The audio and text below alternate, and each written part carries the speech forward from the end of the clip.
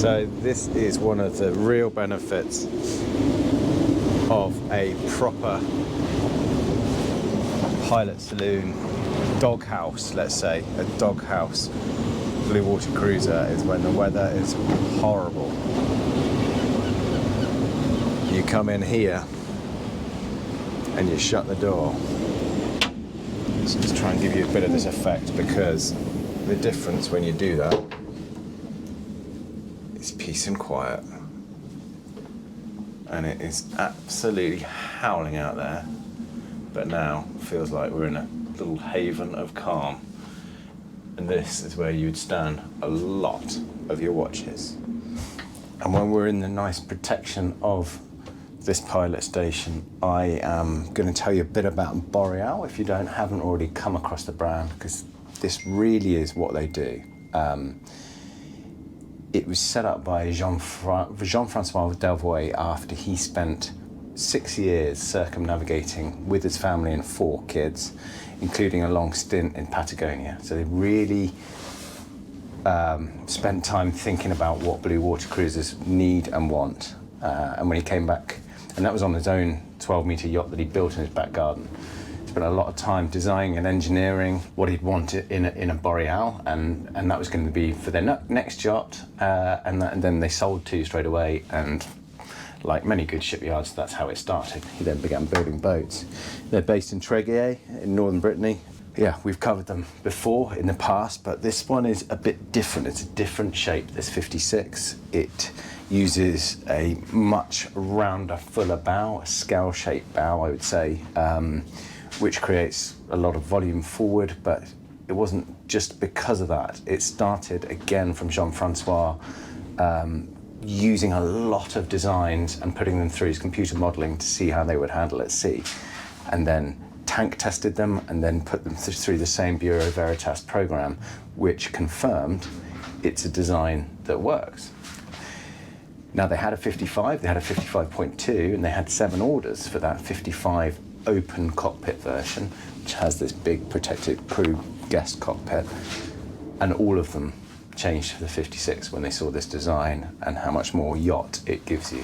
But I think this 56 really shows a new era for this yard, which build around 12 yachts a year, and yeah, very, very high quality. It takes about 18 months to build these, all completely, obviously, I guess, bespoke in aluminium, but to this one real layout, and we'll see why it works. A main thing that Boreal wanted to achieve was having a real, they did this with the 55 and 47 open cockpit, and that's having a big guest crew area that's protected. Let me prove that. There you go, protected and free of the lines and sailing systems. And it's huge. You know, you would, in any nice weather, you'd be eating all your meals up here as well. Plenty of stowage behind these. They're just on bungees there to keep those lids in there. So good deep outboard stowage in the cockpit. Big fixed table. There's something to grab hold of wherever you move on here. That is just at head banging height as you come into the cockpit, but I think you would get used to that. Same as moving forward as well. And then this is your sailing system aft. Sailing area. So twin wheels, all the running rigging. So the halyards and reef lines coming to this big, powerful electric 66 winch here with foot controls for it. Also have on here the line to raise the centreboard, and that, which I did that on there. It is 5 seconds to raise that up on that winch and to let it off again. And that was, they put sand in there as ballast. I think it's 400 kilos or something, so that it's a Naka profile center plate, so it will drop down to counter effect the buoyancy. And then from here you have your staysail and genoa sheets on these winches, so right by the helmsman's seats, and then outboard of the helmsman's seats are the German-led main sheet system on a continuous line to those winches. So if you can imagine, you're sat here You got your main sheet here, bonk. Head sail sheet on that one. And again, somewhere to hold on to, and you should always be able to, on a Boreal, see the anchor from the helm, see your telltales and stuff. So you're still nicely protected in the cockpit of the boat, but good vision forward and easy to reach the winches. And it's sturdy. Another thing that comes to buy these winches are the lines control the dagger boards. So that may sound strange for someone that hasn't come across this before, but the Boreal has a single rudder, and something Jean-Francois has designed into his Boreals for a long time is the dagger boards each side of that rudder. So that is the dagger board casing. So if you imagine the single central rudder, there's the stock there. Huge lazarette area. Yeah, so there's the rudder stock there. And this is dagger board casing. So that's the only plastic on the boat. So the fiberglass dagger board drops down from here further sort of 70 centimeters out of the hull. And that is, you can then basically have that, because it's only a 1.2 meter deep rudder, you've got all that extra grip from the dagger board each side. And what that does is take a lot of load and the hard work out of the autopilot doing it as well. So if you can imagine with a centreboard boat, you can play with raising your centreboard up, putting your dagger boards down, and you could be fully surfing and in control. Surfboards typically have 3 fins. So it does actually make sense when you think about it. And then of course you raise these up when you don't need them or when you're drying out, etc. And look how much space is in here. Big. And that's all separated, obviously, proper watertight bulkhead aft. Another one there. Between here and the accommodation space. Yeah. It's all belt and braces, 2 autopilots on that quadrant. And there's your steering columns each side as well. Oh, it's a good day. Looks a bit gnarly, but it's just the sort of weather I was looking forward to finally sailing a Boreal on. We waited a couple of days here in the Netherlands for the wind and waves to die down a bit because it was blowing 40 plus. So now we get to take this new Boreal 56 out. Sailing from IJmuiden. It's blowing what looks like about, I don't know, somewhere between 15 and 20.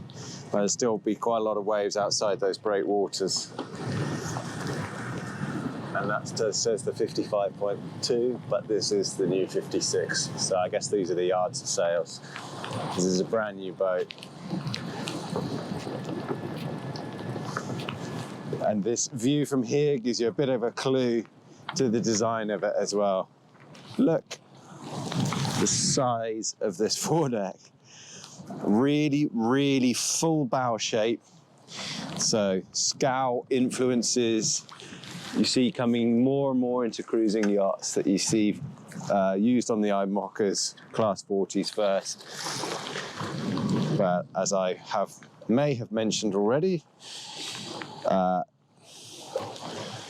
Jean-Francois, designer, the founder of Boreal, he did a lot of design tests into this bow shape and could only find benefits, including in sailing performance, and that is for, this really is a go-anywhere blue water yacht. Not just extra volume, but in terms of sailing on and off the wind, it only found benefits. Anyway, let's see how this new 56 goes. So this is obviously an unusual situation because in these conditions, you probably wouldn't be standing out there. You'd either be sat in here, under the protection of that, or where Laurie is here, in the dream position. And you notice how quiet it is here as well. With this door shut, it really does make a big difference. So this is life aboard the Boreal 56, heading upwind into some really sort of confused, not very pleasant waves. Drop down here, and there's plenty to hold on to. Everything's fiddled. Good natural light and views of what's going on above deck, and no sort of big spaces to fall across really. There are lots of levels, but it feels very solid. The main take home so far though is hopefully what you can hear. So we're right by the mast base now. All I can hear is the people talking in the cockpit. Yeah, I wanted to show and see what it is like to have a forward owner's cabin of a full bow shape when you're going up into waves. And it is very, very quiet. So I guess with, you know, lead cloths installed, you could still sleep here, but there are plenty of other options on this boat where to take a nap, including having that pilot house. But so far, we're making good speeds. There we go, there's a good wave. So we've got over 25 knots coming over the deck. And just speaking with Jean-Francois about this shape here, this fuller bow, he says it actually slams less than their conventional, more fine bows. So, and that's because it's at heel, and at heel you get a softer motion through those waves than you do with a finer bow shape. Obviously, if the boat was upright and under engine, you'd be pounding, no escaping that. But it's definitely, I mean, these are ugly waves we're going through here. We're sailing at 7.5 knots at 45 degrees to the apparent wind. So that's what, 55 degrees true-ish, 55 to 60. And this is not loud. It's not actually very uncomfortable. It is heeled. There's a bit of a crash. I think it's because we're about to go through a tap. But yeah, it's interesting, definitely. It's nice to see this is what it's been designed to do. So we're saying that around 20 knots true is about when they would change down to a stay sail. So I presume that is now what we're going to see. See the red line being taken up on the winch. Yeah, and that stay sail now coming out. And no, I'm not a fair weathered sailor. Well, I am, but I just thought I wanted to show you what life is like outside. It just happens to be raining. Sorry, life is like inside, where you're going to be. So that, yeah, another thing about having this forward cabin position, Jean-Francois saying is 95% of their owners are couples sailing, and you know, only around 5% of the time they are actually actively sailing. So you want the forward cabin because a lot of the time you're at rest, at anchor, in port, whatever, and that's away from the noise of the cockpit. And if you do need to sleep on passage, yeah, you take your pick of the berths aft. So we've sailed our way from the port with both the Genoa and the staysail. First in around 20 knots, then we swapped to staysail. Kind of making 7.5 with the Genoa, but then a bit tighter pointing with the staysail. But more like 6.5, as the wind dropped down to about 17 true. So now heading back off the wind. And as you can see, as I pointed out before, all guest area here, guest, crew, whatever, non-sailing area, and then all sailing systems here, and there are you know, 2 winches at the mast base there, if you do want 4 halyards as well, as this one is being used for the spinnaker halyard. So we have 22 degrees true, and we have the reaching sail up. You can see pretty ugly seas behind me and in front of me. And we're making 100 degrees true, so 75 degrees apparent. And ordinarily, a single rudder, big cruising yacht like this, you'd be feeling in the helm, it would be a workout. But this is really interesting because with the daggerboard down, this helm is not overloading. You know, we're essentially on a broad reach here. We're broad to beam, and you know, the apparent wind is forward of the mast.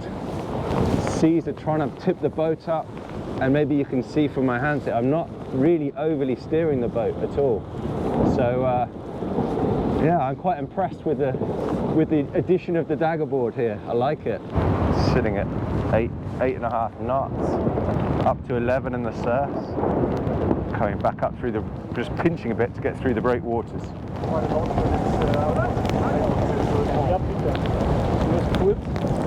Got a reef in, and a stay sail at the moment. Yeah. And still hitting double figures on the surfs.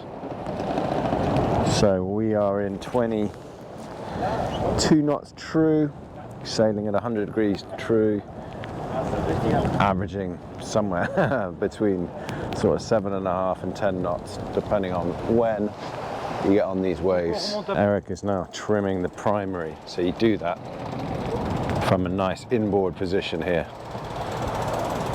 And then just have your German sheets on the outboard winches. And this really is a utility winch because you can cross lead to this a lot and have this powered central winch, not just for the running rigging, but if you want to tweak anything. And also appreciate how power self-sufficient the boat is or would be, you know, with that Wattensee hydro generator deployed. At this speed you'd be making 35 amps.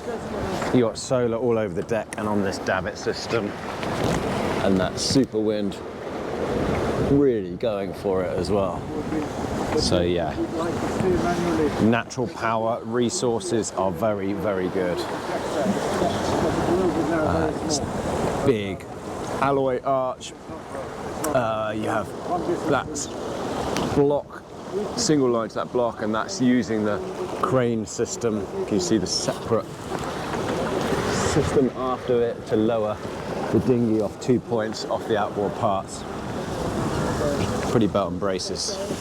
And then you can use an inflatable dinghy which would stow in the lazarette here, or a rib which would go on that large foredeck.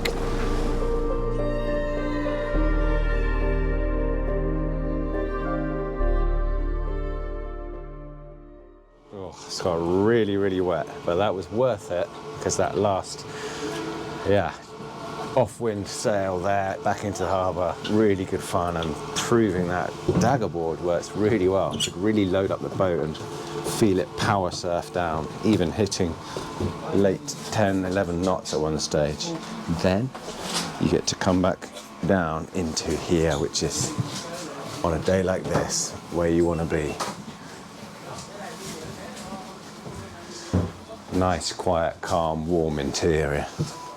You can imagine as well when you're in the really cold places, lighting up the reflex stove,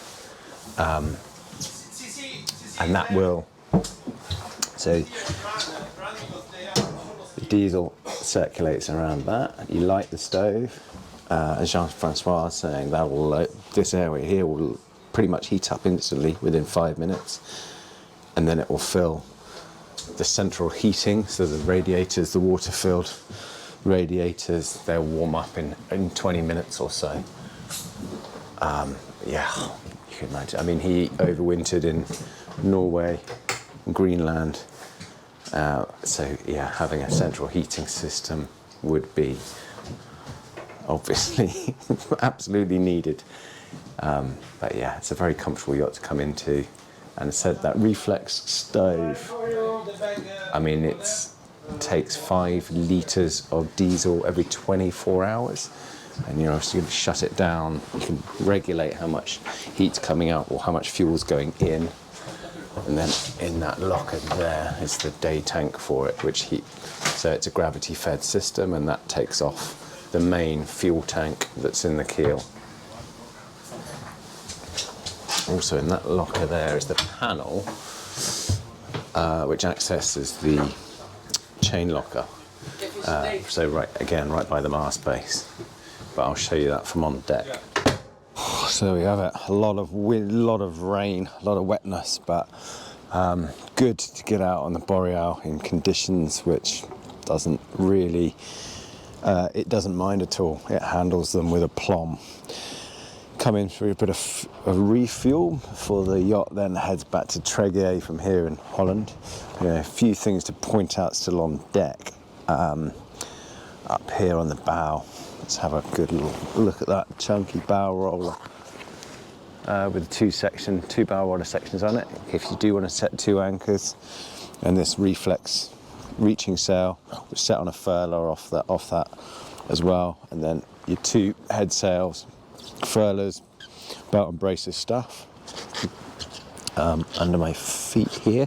So offset to the port side is the sail locker. Watertight bulkhead before the master cabin there, and otherwise belt and braces again, and a good size sail locker considering you got a massive lazarette aft as well.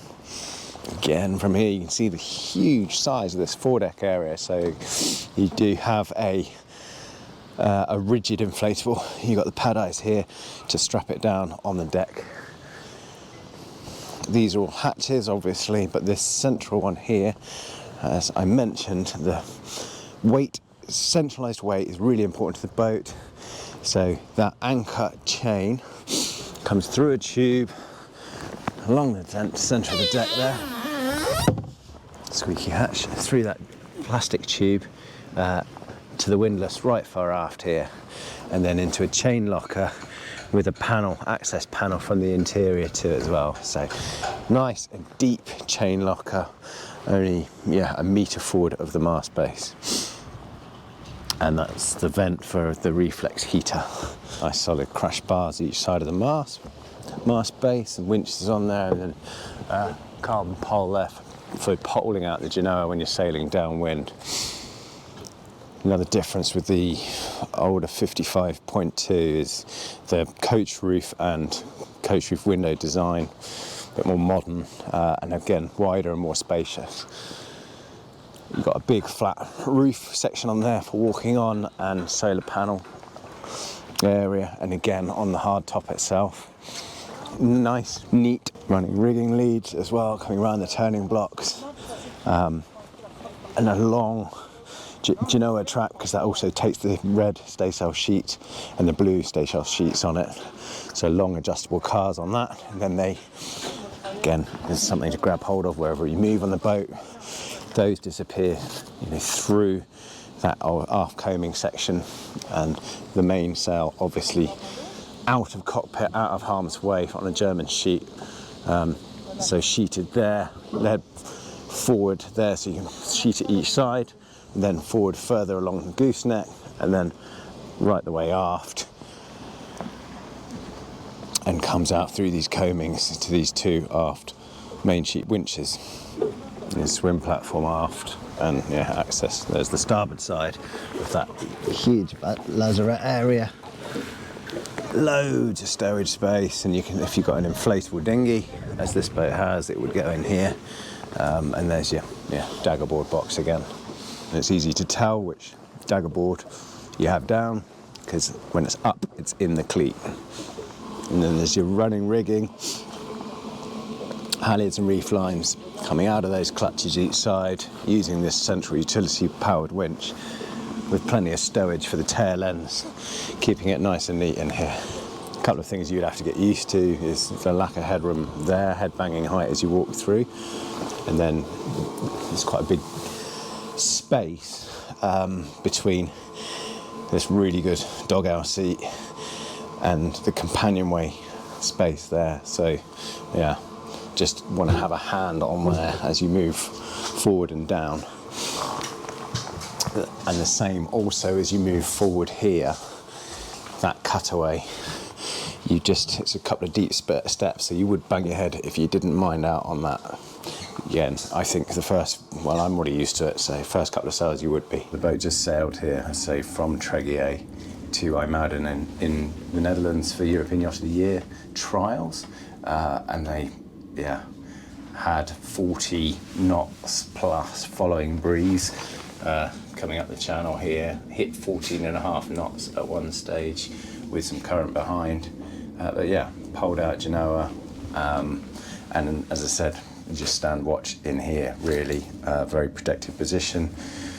Belt and braces, the systems they like to use. I mean, you can obviously put on what you want to, but it's a high spec boat as standard. ICOM IIS system, double NKE, autopilot system, and the team electronics, very nice, and then the time zero plotter system.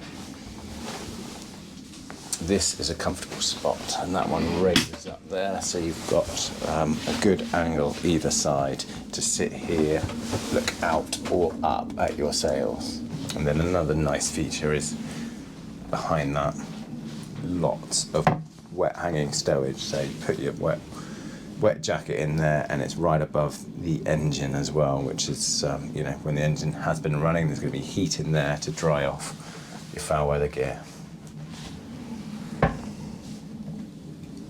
And then it's a bit of a gap here. Obviously you need that access to go down, and there are, I guess, like any pilot or raid saloon, you have multiple levels. So this one, you go down the 3 steps. You've got another one out into the cockpit, and then into the saloon area, and then the same, you go down forward and down aft. Can you tell how it's absolutely howling here? The boat's properly at heel. The stove there's gimbaled, look, we're tied up on the dock here. It is blowing 40-45 knots at the moment, has been all morning. Yeah, so they do it's a kind of one layout fits all, because this is what they engineered the boat around the best format. So that is a big raised saloon table area. They've got their computers out on here. Jean-Francois has been showing me all the designs and how they the plating is all laid up. Really good 3D modelling of the boats. And then you have essentially 3 cabin layout. So owner's cabin forward and guest cabin aft. Now this one is number 2, literally launched last week. It's owned by a guy called Louis, who's will use it both for family sailing and for expedition. He has an expedition sailing company, so it will do a lot of miles. Initially in between the Med and Brittany, and then all high latitude stuff and off-season sailing, expedition sailing as well. Now then, a few things Boreal do really well: centre their weight. So the tanks are big, and they are contained around the centreboard, and the keel casing, they call it an embryo casing for that centreboard. So the centreboard's below here, and then it sits in a keel casing because their boats dry out.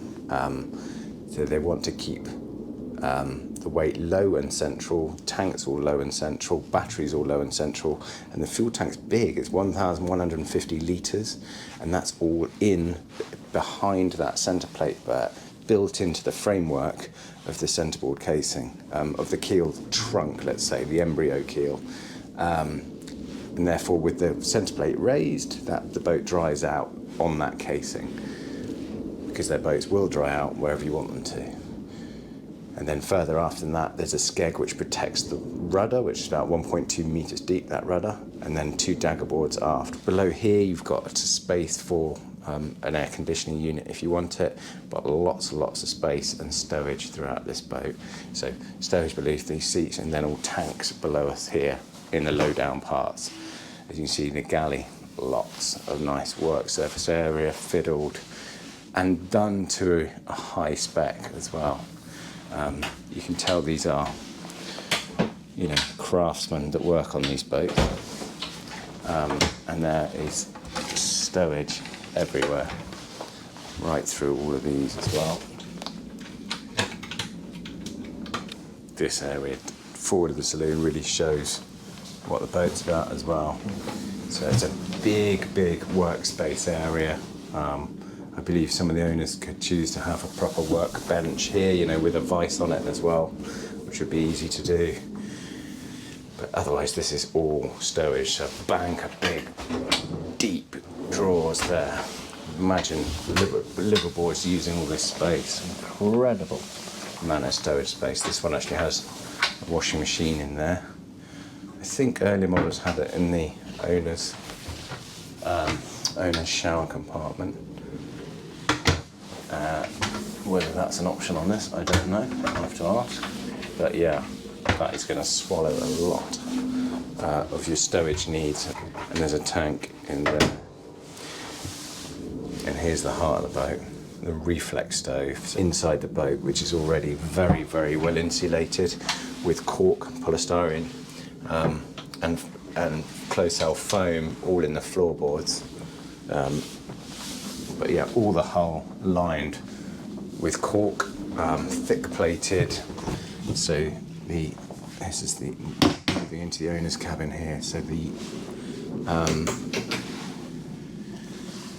hull below the waterline is 10mm thick hull plating, and then you have cork lining above the waterline, cork insulation and polystyrene foam. So it's really thick insulation.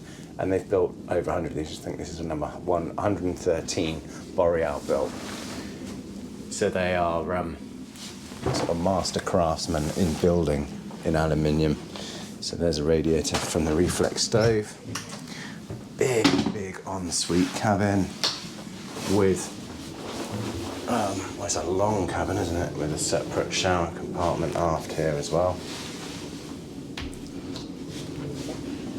Again, I mean, I haven't even opened up all the stowage, but there's plenty of it. Have these open, yep. Deep stowage outboard there. And again, stowage all around this cabin. Not a tall hanging locker, but lots of shelving and cupboards in here. And then a nice little office area, or I guess vanity area if you wanted it, behind the door on the starboard side. Plenty of natural light in here as well, and there you can see the real value of having that full bow shape. I mean, that is an enormous berth in a forward cabin here with the inserts around to walk up and into it. And I guess with that desk and the pilot station and the huge sort of saloon table, you've got plenty of places you can sit and work at. Hence why the laptops are here as well. And then moving aft from here, yeah, you have a twin and a double cabin. I imagine you can spec both either side, don't know. And this one you sort of have so aft port, you have a bit of a passageway part into it. And this is an important section, access there into the engine bay. And there's some more machinery access in between these two cabins. So yeah, nice size double on this, lee cloths everywhere you look. With attachments for them, keeping you in place at heel. Bit of stowage here in the entranceway. And I will open up some of the engine access now. So this one I get from this aft cabin. It's big. In fact, I'm going to lift the steps there as well now so you can see just how much space is, and I'll get back in here. So there's the normal, well, conventional companionway access to the engine space. And then there's a door from the aft cabin here, so you can step properly in and access everything. Very impressive amount of space in here. There's your water maker mounted in a nice light space aft with the filters and membranes, water filters, oil and fuel filters, all easy to access around the engine space. So, I think I mentioned before, the prop shaft runs through the fuel tank, which is embedded in the keel casing. and is protected as well when you do want to beach the boat. And then here, port side, is your generator raised up on mounts up above the engine. And just really, look at the manifolds, really neatly done. You see as well a little bit of the foam insulation, closed cell foam insulation, nice and thick, used in the floorboards. So there's ply and then insulation and then the floorboard and then the laminate's used on this one. The boat has an oak interior, I think oak or ash are the options. And then, yeah, see a bit of the thickness of the structure and the plating below me. And that's obviously uninsulated below the waterline. And say, obviously, maybe it's not obvious, but, you know, condensation is a big thing. So the insulation plays a big part on that, as does natural ventilation. So there's natural ventilation running from Dorades right through the boat and built into the structure. So then the only part that possibly can get any condensation is just below these hatches here, which is why you have these little perspex lids in here. So that's just a smart way of catching any insulation if it does drip out from under the opening hatches. And the second heads, or the day heads I should say, by the companionway, is more a wet room. No separate closed off area for the shower, but nice and tall. And again, a big rail there for hanging off wet weather gear. So that is my hand at full stretch to just reach that. So you can see it is a tall compartment. And the radiator there.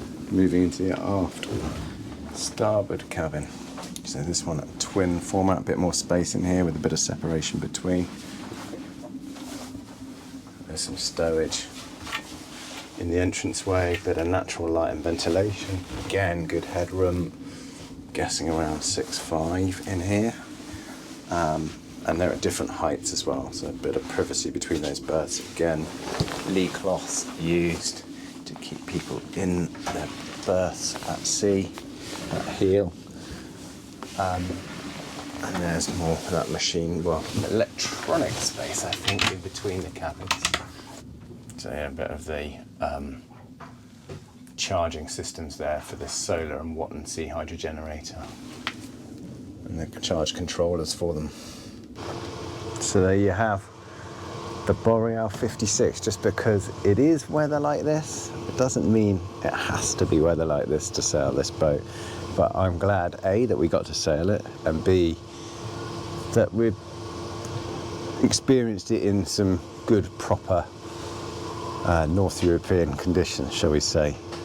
It doesn't disappoint at all. There's a lot to like about this boat, and you can really picture yourself spending long periods aboard it. As I say, it doesn't have to be in this sort of weather, but it's nice to know it will look after you if you are particularly sailing here under the hard top or inside as well. In terms of costs, this yacht starts at 1.25 million euros ex-tax. So the boat we're on, equipped, about 1.45. Boreal, are experts in what they do. Tréguier base yard. This is the 113th yacht they've built about 10 a year, and they are in demand. So if you want one, there's already a 3-year waiting list for one. Hope you enjoyed getting aboard. I'm going to go and dry out. See you next time.